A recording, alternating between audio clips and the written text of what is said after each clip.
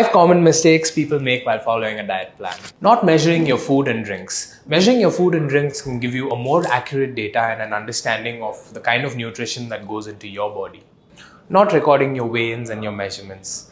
This weighing in and measuring can definitely help you understand your progress and see where you stand and the changes you need to make. Hitting your macros with calorie-dense foods. You can definitely hit your macros, but if you're not getting the right amount of minerals and vitamins, your micronutrients are lacking, which can cause deficiencies, which can cause in you having a bad mood, feeling hungry, even developing sickness, right? So it's very important that you have clean foods that help you reach your goals and see better results from it. Having foods with less fiber intake in them.